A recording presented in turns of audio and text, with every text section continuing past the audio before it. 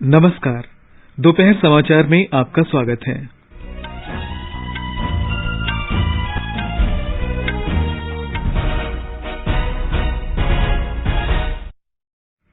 राष्ट्रपति रामनाथ कोविंद ने सुरक्षा बलों के कर्मियों को वीरता पुरस्कार और विशिष्ट सेवा अलंकरण से सम्मानित किया। उपराष्ट्रपति एम वेंकैया नायडू ने महामारी के दौरान भारतीय रेलवे की भूमिका की सराहना की। विशाखापत्तनम किरंदुल यात्री रेलगाड़ी और अतिरिक्त विस्टाडोम डिब्बों को झंडी दिखाकर रवाना किया। गृहमंत्री अमित शाह ने जनजातीय स्वाधीनता सेनानियों को श्रद्धांजलि दी। उन्होंने पूर्वी इम्फाल में गाइदिन्लिउ जनजातीय स्वतंत्रता सेनानी संग्रहालय की आधारशिला रखी। स्वास्थ्य मंत्री मनसुख मांडविया ने पूर्वोत्तर राज्यों और केंद्र शासित प्रदेश पुदुचेरी में टीकाकरण की प्रगति पर हुई समीक्षा बैठक की अध्यक्षता की। श्रम और रोजगार मंत्री भूपेंद्र यादव ने 37 राज्यों तथा केंद्र शासित प्रदेशों के 742 जिलों में पहला अखिल भारतीय घरेलू कामगार सर्वेक्षण का शुभारंभ किया। केंद्रीय दल बाढ़ प्रभावित इलाकों में हुए नुकसान का जायजा लेने के लिए तमिलनाडु के दौरे पर। राष्ट्रव्यापी टीकाकरण के तहत देश में अब तक 116 करोड़ 87 लाख से अधिक टीके लगाए जा चुके हैं। स्वस्थ होने की दर 98.31% हुई। गुजरात में पहली से 5वीं तक की कक्षाएं आज से फिर शुरू। कोविड मामलों में भारी वृद्धि के बाद ऑस्ट्रिया में लॉकडाउन लागू और जूनियर विश्व कप हॉकी 2021 टूर्नामेंट बुधवार से ओडिशा में शुरू होगा। दोपहर समाचार में अतहर सईद के साथ मैं निखिल कुमार। देश ने कोविड टीकाकरण अभियान के अंतर्गत 100 करोड़ से अधिक टीके लगाने का लक्ष्य हासिल कर इतिहास रच दिया है। इस महत्वपूर्ण कार्य में योगदान करने वाले चिकित्सकों, नर्सों, अन्य स्वास्थ्य कर्मियों, अग्रिम पंक्ति के कार्यकर्ताओं और टीका लगवा चुके सभी लोगों का आकाशवाणी अभिनंदन करता है। हम आपको सतर्क करना चाहते हैं कि कोविड अभी समाप्त नहीं हुआ है। आपसे अपील है कि यथाशीघ्र दोनों टीके लगवाएं और अन्य लोगों को भी प्रेरित करें। सावधानी के तौर पर 3 आसान उपायों का पालन अवश्य करें। मास्क लगाएं, 2 गज की सुरक्षित दूरी बनाए रखें, हाथ और चेहरा साफ रखें। कोविड से संबंधित कोई भी जानकारी और मार्गदर्शन के लिए राष्ट्रीय हेल्पलाइन नंबर 011-2397-8046 और 1075 पर संपर्क करें। देश के 75वें स्वाधीनता दिवस समारोहों के उपलक्ष्य में आजादी का अमृत महोत्सव के अंतर्गत सरकार अनेक गतिविधियों का आयोजन कर रही है। इस अवसर को जन उत्सव के रूप में मनाते हुए आकाशवाणी समाचार स्वाधीनता संग्राम और उसके गौरवशाली इतिहास पर विशेष क्विज कार्यक्रम प्रसारित कर रहा है। ये क्विज 15 अगस्त 2022 तक प्रत्येक सोमवार और मंगलवार को समाचार प्रभात में शामिल होगी। भारतीय डाक विभाग अमृत महोत्सव क्विज में आकाशवाणी के साथ सहयोगी के रूप में शामिल है। आज अमृत महोत्सव क्विज का प्रश्न है, उस जहाज का नाम बताएं जिसके कर्मियों के हड़ताल पर जाने के कारण रॉयल इंडियन नेवी का विद्रोह शुरू हुआ। प्रश्न एक बार फिर सुन लें, उस जहाज का नाम बताएं जिसके कर्मियों के हड़ताल पर जाने के कारण रॉयल इंडियन नेवी का विद्रोह शुरू हुआ। श्रोता अपने उत्तर व्हाट्सएप नंबर 8826566262 पर भेज सकते हैं या हमें इस पते पर ईमेल कर सकते हैं amritmahotsav@prasarbharati.gov.in। ईमेल एक बार फिर सुन लें, amritmahotsav@prasarbharati.gov.in। एक भाग्यशाली प्रतिभागी को विजेता चुना जाएगा और कल के समाचार प्रभात में उनके नाम की घोषणा की जाएगी। विजेता को ई प्रमाण पत्र और पुरस्कार दिया जाएगा। और अब समाचार विस्तार से। राष्ट्रपति रामनाथ कोविंद ने आज राष्ट्रपति भवन में आयोजित रक्षा अलंकरण समारोह में सशस्त्र बलों के कर्मियों को वीरता पुरस्कार और विशिष्ट सेवा अलंकरण से सम्मानित किया।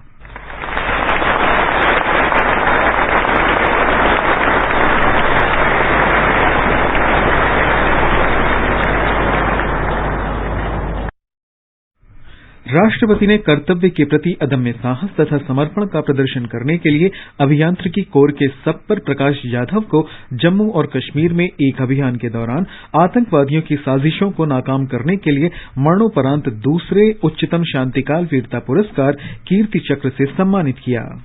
असाधारण वीरता के लिए Kirti Chakra sapper Prakash Jadhav, the corps of engineers, 1st battalion, the Rashtriya rifles, मरणोपरांत।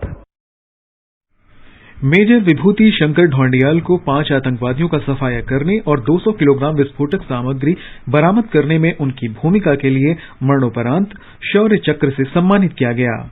उनकी पत्नी लेफ्टिनेंट नितिका कौल और उनकी माताजी सरोज ढौंडियाल ने ये पुरस्कार प्राप्त किया। नायब सूबेदार सोमबीर को जम्मू कश्मीर में एक अभियान के दौरान एक खूंखार आतंकवादी को मार गिराने के लिए मरणोपरांत शौर्य चक्र से सम्मानित किया गया। उनकी पत्नी और माताजी ने ये पुरस्कार प्राप्त किया। पाकिस्तानी F-16 लड़ाकू विमान को मार गिराने के लिए ग्रुप कैप्टन अभिनंदन वर्धमान को वीर चक्र से सम्मानित किया गया।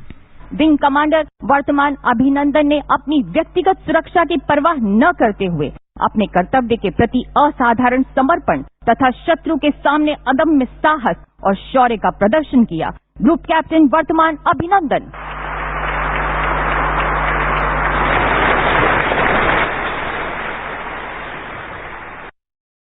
प्रधानमंत्री नरेंद्र मोदी, रक्षा मंत्री राजनाथ सिंह, लोकसभा अध्यक्ष ओम बिरला और रक्षा राज्य मंत्री अजय भट्ट इस अवसर पर उपस्थित थे। उपराष्ट्रपति एम वेंकैया नायडू ने कोविड महामारी के दौरान भारतीय रेलवे की भूमिका की सराहना की है। उन्होंने इससे उत्पन्न अभूतपूर्व चुनौतियों से यात्रियों की रक्षा करने और पहियों का घूमना जारी रखने के लिए रेलवे के नए प्रयासों की भी सराहना की। People's agenda, political party's agenda should be PD development. This should be our motto. 75th year of our independence is approaching very fast. On this occasion, I call upon the people, look back, what happened? What are the development initiatives? What are the shortcomings? What are the steps that are needed to step up the development, because people want speedy development. And ultimately, all of us should work for creating happiness in the minds of the people. Shri Naidu ने कहा कि isolation डिब्बों, श्रमिक special train तथा oxygen express की सुविधा प्रदान करके भारतीय रेलवे ने महामारी से प्रभावशाली तरीके से निपटने में देश की मदद करने में तत्परता दिखाई। विशाखापत्तनम किरंदुल यात्री रेलगाड़ी और अतिरिक्त विस्टाडोम डिब्बों को झंडी दिखाने के बाद उपराष्ट्रपति ने आंध्र प्रदेश के विशाखापत्तनम स्टेशन पर ये बात कही। गृहमंत्री अमित शाह ने स्वाधीनता संग्राम के दौरान ब्रिटिश हुकूमत के खिलाफ बहादुरी से लड़ने वाले असंख्य जनजातीय नायकों को आज श्रद्धांजलि अर्पित की। श्री शाह ने वीडियो कॉन्फ्रेंस के माध्यम से मणिपुर में तामेंगलोंग जिले में इम्फाल पूर्वी के एक गांव में जनजातीय स्वतंत्रता सेनानी रानी गाइदिन्ल्यू के नाम पर एक संग्रहालय की आधारशिला रखी। इस परियोजना की स्वीकृति जनजातीय मामलों के मंत्रालय ने दी है। श्री शाह ने कहा कि स्वाधीनता संग्राम में रानी के योगदान को नहीं भुलाया जा सकता। मत्स्य पालन तथा सूचना और प्रसारण राज्य मंत्री डॉक्टर एल मुरुगन ने आज कहा कि सरकार ने वर्ष 2024-25 तक देश से समुद्री उत्पाद के निर्यात को 1 लाख करोड़ रुपए तक बढ़ाने का लक्ष्य रखा है। श्री मुरुगन आज सुबह कोच्चि में थोप्पमपाडी फिशरीज हार्बर का दौरा करने के बाद मीडियाकर्मियों से बातचीत कर रहे थे। ये समाचार हमारी वेबसाइट newsonair.com/hindi और हमारे mobile app news on AIR पर भी उपलब्ध हैं। चलो मिलकर एक शुरुआत करें, चलो एक फैसला आज करें, मास्क नहीं तो टोकेंगे, कोरोना को रोकेंगे, चलो एक इरादा करते हैं, चलो कुछ वादा करते हैं, मास्क नहीं तो टोकेंगे, कोरोना को रोकेंगे। समाचार में आपका फिर स्वागत है। केंद्रीय स्वास्थ्य मंत्री मनसुख मांडविया ने आज मणिपुर, मेघालय, नागालैंड और केंद्र शासित प्रदेश पुदुचेरी के साथ कोविड टीकाकरण में प्रगति के लिए हुई समीक्षा बैठक की अध्यक्षता की। इन राज्यों और केंद्र शासित प्रदेशों में टीकाकरण कम हुआ है। स्वास्थ्य मंत्री ने लोगों में टीका लगवाने को लेकर झिझक, गलत जानकारी और अंधविश्वास को दूर करने पर जोर दिया। डॉक्टर मांडविया ने सभी पात्र लोगों का टीकाकरण सुनिश्चित करने के लिए प्रधानमंत्री नरेंद्र मोदी के हर घर दस्तक अभियान के लिए प्रचार टोली की तैनाती करने को भी कहा। देश में अब तक 116 करोड़ 87 लाख से अधिक कोविड रोधी टीके लगाए जा चुके हैं। स्वास्थ्य मंत्रालय ने बताया कि कल 32,99,000 से अधिक टीके लगाए गए। इस बीच देश में पिछले 24 घंटे के दौरान 8,000 लोगों में कोरोना संक्रमण की पुष्टि हुई, जबकि 12,000 से अधिक लोग ठीक हुए। स्वस्थ होने की दर 98.31% है। राज्यों और केंद्र शासित प्रदेशों को अब तक 1,31,05,00,000 कोविड रोधी टीकों की आपूर्ति की गई है। ये आपूर्ति केंद्र के निःशुल्क और राज्यों द्वारा सीधी खरीद श्रेणी के तहत की गई है। गुजरात में आज से कक्षा 1 से 5 तक के छात्रों के लिए स्कूल फिर से खुल गए हैं। राज्य के शिक्षा मंत्री जीतू भाई बघानी ने पिछले हफ्ते सूरत में एक समारोह में इसकी घोषणा की थी।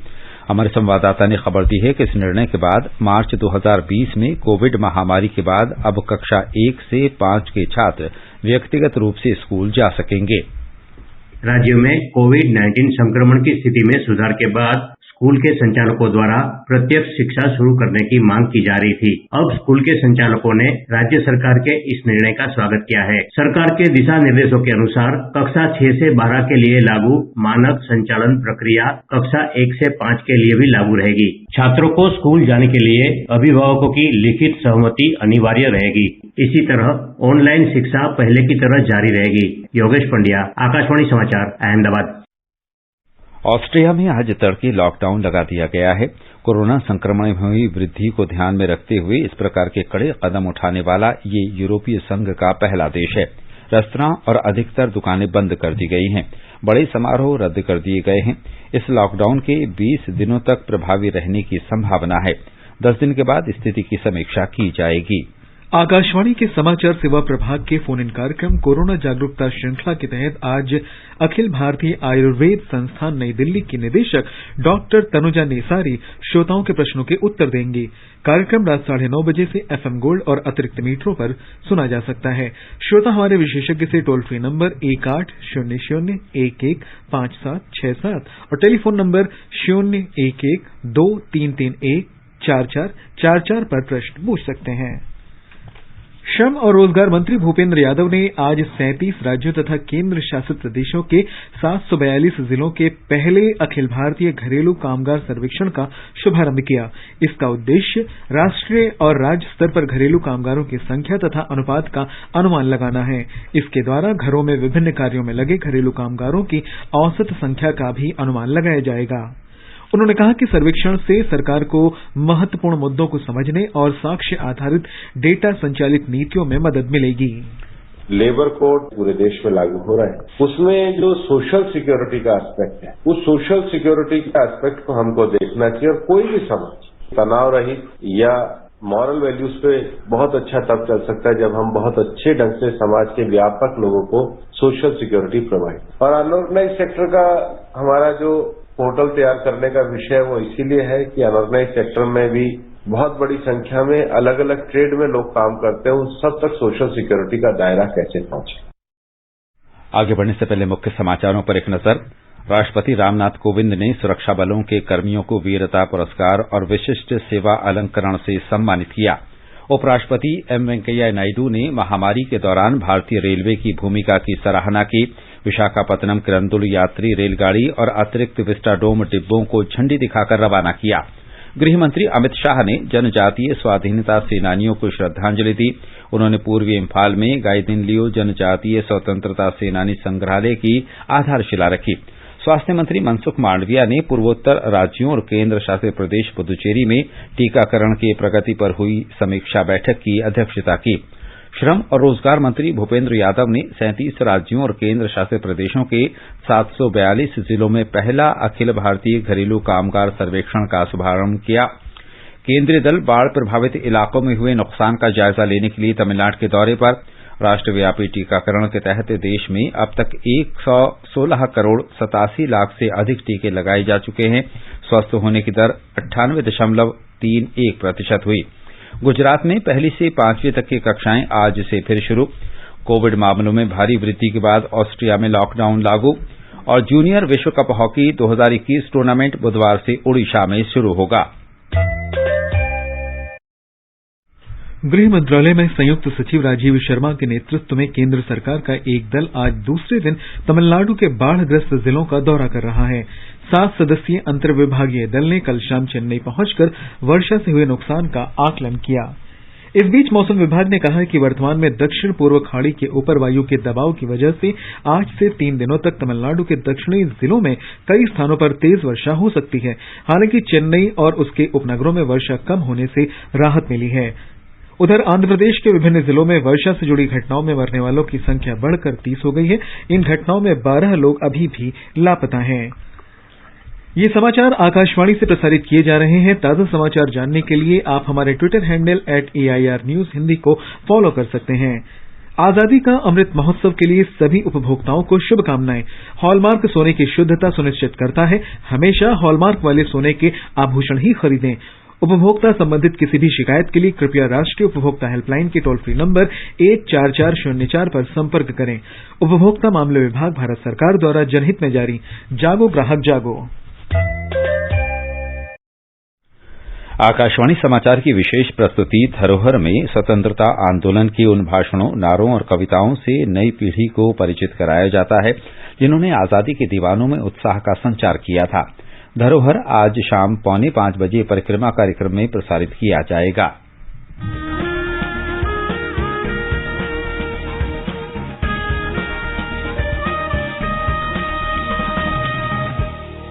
आजादी के आंदोलन के खजाने में ऐसे ढेरों शब्द जिन्होंने बदल दिए इतिहास। तारीख बदलने वाले लफ्जों पर आकाशवाणी समाचार ला रहा है विशेष कार्यक्रम धरोहर, हर सोमवार।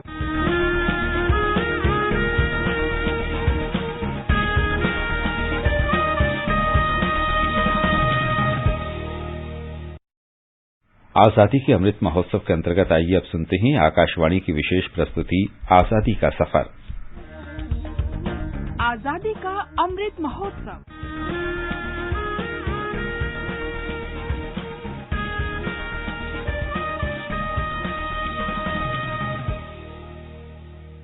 आजादी का सफर आकाशवाणी के साथ। एक राष्ट्र का जन्म, भारत का गौरवशाली स्वतंत्रता संग्राम आधुनिक विश्व के अब तक के सबसे बड़े संघर्षों में से एक है। आकाशवाणी समाचार आपके लिए प्रतिदिन इस संग्राम की एक झलक लेकर आता है। जो लक्ष्मीबाई महारानी थी एक बलिदानी है, योद्धा मर्दानी है, वीरांगना झलकारी बाई की अमर कहानी है। आज की इस कड़ी में हम याद कर रहे हैं स्वतंत्रता सेनानी झलकारी बाई को, जिनका जन्म 22 नवंबर 1830 को हुआ था। उन्होंने रानी लक्ष्मीबाई के विश्वास पात्र और सलाहकार के रूप में 1857 में भारतीय स्वतंत्रता के पहले युद्ध के दौरान महत्वपूर्ण भूमिका निभाई और एक प्रमुख सेनानी बनकर उभरी। झलकारी का जन्म झांसी के निकट भोजला गांव में सदोबा सिंह और जमुना देवी के घर हुआ था। झलकारी पाठशाला तो नहीं गईं, लेकिन उन्हें बचपन से ही हथियार चलाने और घुड़सवारी का पाठ पढ़ाया गया था। झांसी के घर घर में उनकी वीरता के किस्से प्रसिद्ध थे। कहा जाता है कि एक बार जब डाकुओं ने गांव में डाका डालने का प्रयास किया तो झलकारी ने अकेले ही उन्हें भगा दिया। ये भी कहा जाता है कि जब एक बार जंगल में बाघ ने उन पर हमला करने की कोशिश की तो उन्होंने अपनी कुल्हाड़ी से उसे मार डाला। रानी लक्ष्मीबाई ने झांसी किले में एक उत्सव समारोह के दौरान झलकारी को देखा तो उनमें अपने जैसी समानताएं देखकर हैरान रह गईं। जब रानी को झलकारी की बहादुरी के कारनामों के बारे में बताया गया तो उन्होंने तुरंत उन्हें सेना की महिला शाखा में शामिल कर लिया। 1858 में जब ब्रिटिश फील्ड मार्शल ह्यू हेनरी रोज ने झांसी पर हमला किया तो रानी लक्ष्मीबाई ने अपने 4000 सैनिकों के साथ अपने किले से ब्रिटिश सेना का मुकाबला किया, लेकिन उन्हें अपने ही कमांडर ने धोखा दिया, जिससे उनकी हार निश्चित हो गई। अपने सेनापतियों की सलाह पर लक्ष्मीबाई घोड़े पर सवार होकर चुपचाप झांसी से निकल गईं। झलकारी बाई भेष बदलकर जनरल रोज के शिविर के लिए निकली और खुद को रानी घोषित कर दिया। इससे दिन भर भ्रम की स्थिति बनी रही और लक्ष्मीबाई को बचने के लिए पर्याप्त समय मिल गया। रोज ने पूछा साथ में तेरे कैसा करे व्यवहार, हाँसी दे दो झलकारी ने कहा ये बारंबार। झलकारी बाई अपनी रानी की रक्षा करते हुए और अपनी मातृभूमि के लिए लड़ते हुए 4 अप्रैल 1858 को वीर गति को प्राप्त हुई। रोज कहे यदि ऐसी होए 1% ना, छोड़ के निश्चय ही जाएंगी ये ब्रिटिश सरकार। झलकारी बाई की वीरता ने लाखों लोगों के अनुकरण के लिए एक समृद्ध विरासत छोड़ी है। ग्वालियर में सम्मान स्वरूप उनकी प्रतिमा स्थापित की गई है। 2001 में भारत सरकार ने झलकारी बाई को श्रद्धांजलि देने के लिए एक डाक टिकट जारी किया था। अपने लोगों और अपने देश की रक्षा करते हुए प्राणों की आहुति देने वाली इस महान योद्धा को हमारा सलाम।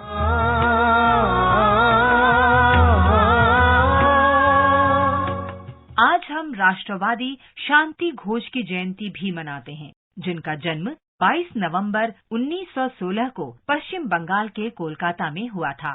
शांति घोष कोमिला में छात्री संघ की संस्थापक सदस्य थीं और क्रांतिकारी संगठन जुगंतर पार्टी में शामिल हो गई थीं।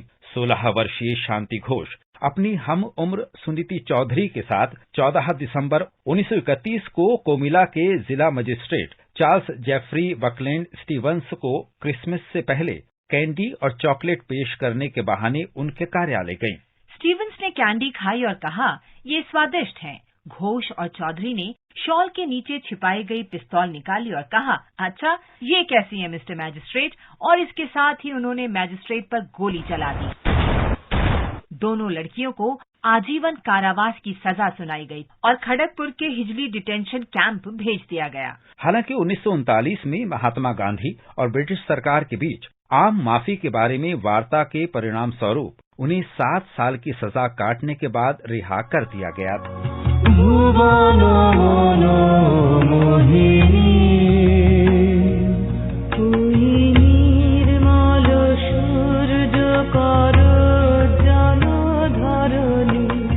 अपनी रिहाई के बाद घोष ने बंगाली महिला कॉलेज में दाखिला लिया और राजनीति में शामिल हो गईं। वे 1952 से 1962 और 1967 से 1968 तक पश्चिम बंगाल विधान परिषद की सदस्य रहीं। वे 1962 से 1964 तक पश्चिम बंगाल विधानसभा की सदस्य रहीं। शांति घोष 1989 में अपनी मृत्यु तक देश की भलाई के लिए काम करती रहीं। हम इस महान देशभक्त को सलाम करते हैं।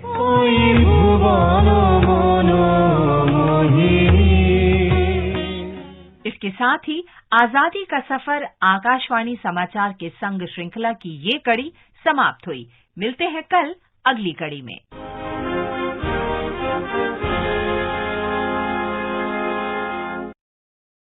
आज का संस्कृति संदेश समर्पित है स्वतंत्रता सेनानी बिरसा मुंडा को।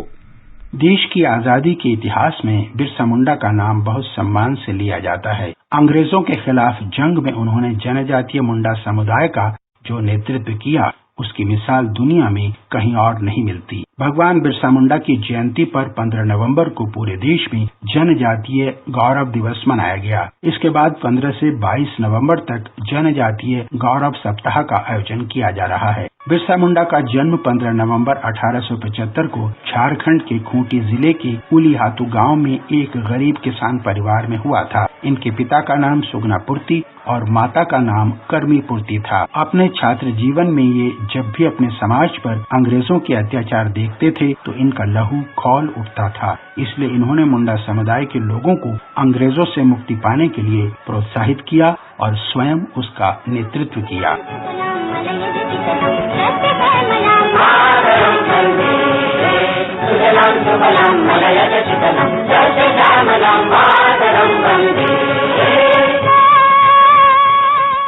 अठारह 1894 में इलाके में भयंकर अकाल और महामारी के समय बिरसा ने पूरे मनोयोग से अपने लोगों की सेवा की।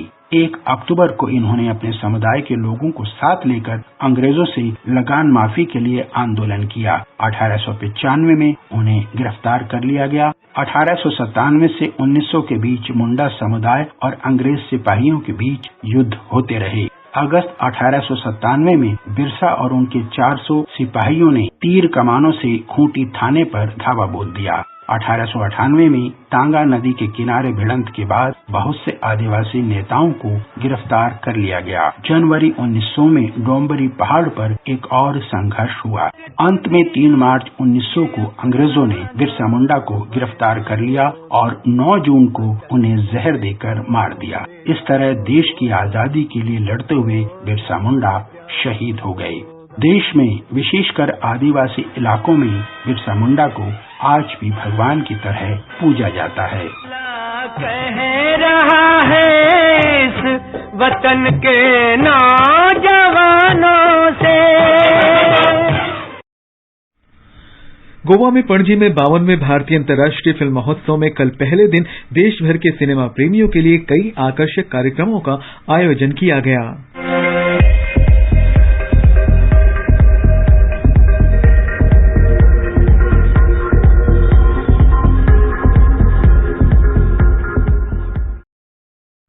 पहले दिन का मुख्य आकर्षण 75 क्रिएटिव माइंड्स ऑफ टुमारो प्रतियोगिता रही।